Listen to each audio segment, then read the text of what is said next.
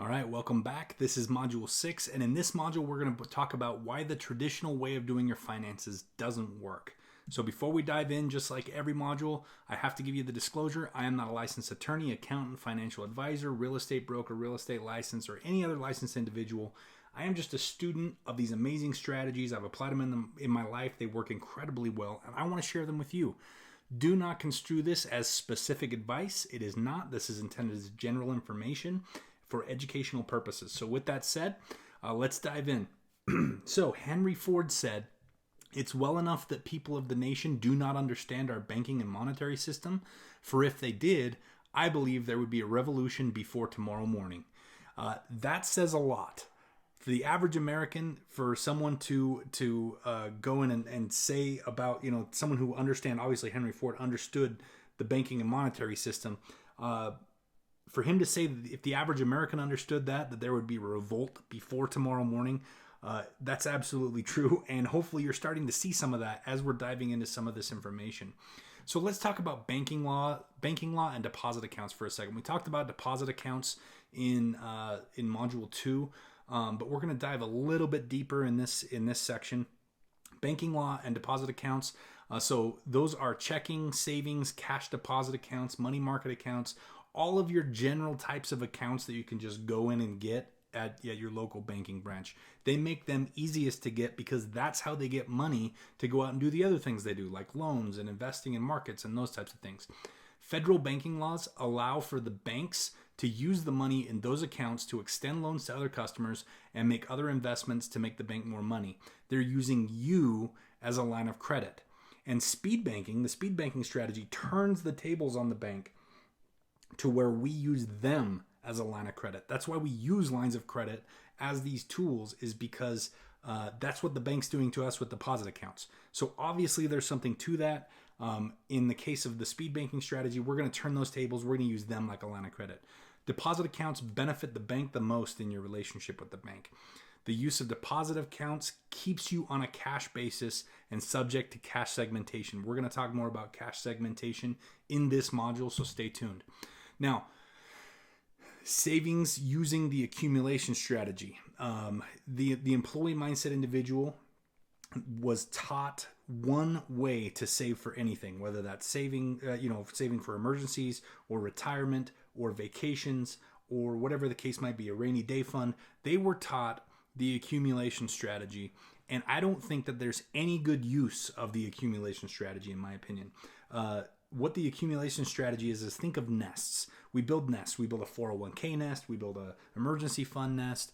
We build a vacation fund nest. And as often as we can, we put an egg in the nest. And the goal is to get as many eggs in that nest as we possibly can. The problem with it is when we use those eggs, they're gone, right? And in the case of retirement, for example, we spend our whole career filling our retirement nest full of eggs. And then as soon as we retire, we stop contributing eggs to the nest and we start pulling them out and using them. And as time goes on, you retire at 65 and a half, then you hit 75, the nest has dwindled a little bit. You hit 85, it's starting to get a little low, but you're not quite worried yet. And then you hit 95 and it's really low and you're thinking, holy cow, hopefully I die before I run out of money because this is a huge problem, right? But that is the flaw. That is the inherent flaw in the accumulation strategy. If at any time your exit plan is hopefully I die before that happens, you're in the wrong plan, right? So the accumulation strategy does not work. Instead, the wealthy, to continue the analogy, they buy chickens. And in the case of retirement, that's exactly how the wealthy plan for retirement is. They buy assets, right? Because a chicken will lay an egg every single month. A rental property will pay you cash flow every single month. That is the better way. So look for if you're using the accumulation strategy in any part of your life, look for the alternative. And I talk about this concept a lot in all of my different classes. In the case of retirement, it's assets. In the case of emergency fund, it's the speed banking strategy. And the list goes on. So let's talk about that cash segmentation for a second. Using a checking account to house your income and distributing payments on debt and expenses minimizes the effectiveness of your cash and keeps you paycheck to paycheck. Imagine a pie. That pie represents your monthly income.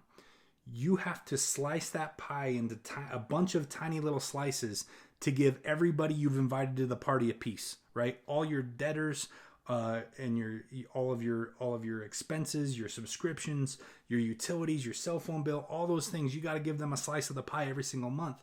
That's cash segmentation. You've got all of this cash that came in, the whole pie, and then you're slicing it into small slices and sending it right back out.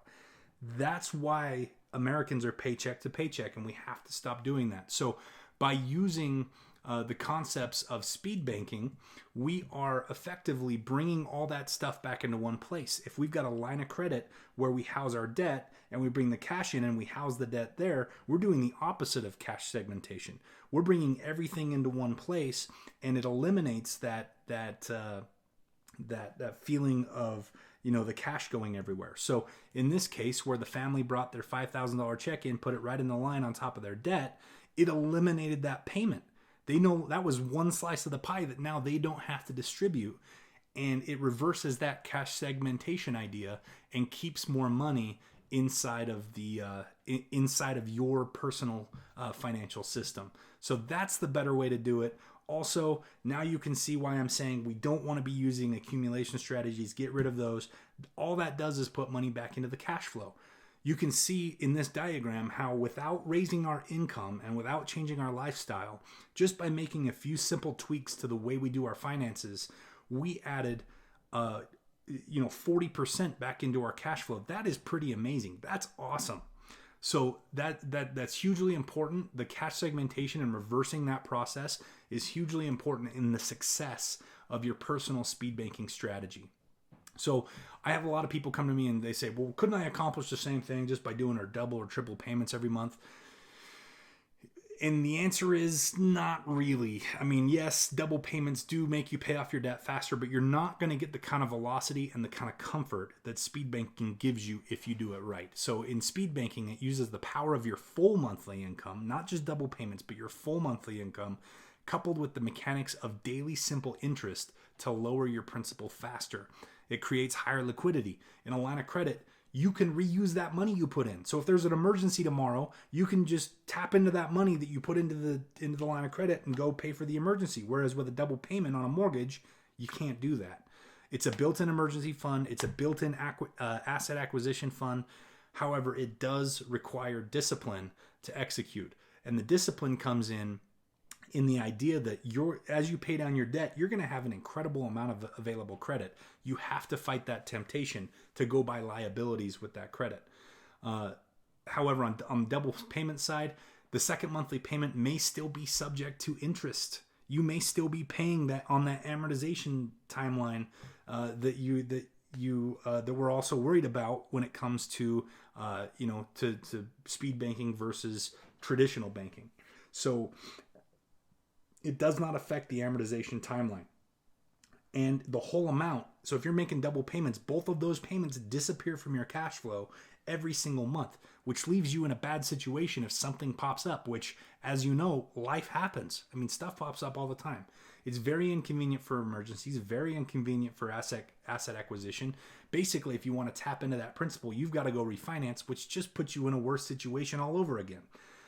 And double payments requires about the same amount of discipline, maybe even more, than just applying the speed banking formula. So, there's not much more benefit out of double payments than there is speed banking. In my opinion, speed banking wins. In this scenario, speed banking wins because you're going to pay off debt faster. You have higher liquidity. You have built-in emergency and acquisition funds. It's an incredible strategy. So, hopefully you can see why the traditional method doesn't work. This has been Module 6. In the next module, we're going to talk about the two different methods inside of the speed banking strategy. So stay tuned for that, and we'll see you on the other side.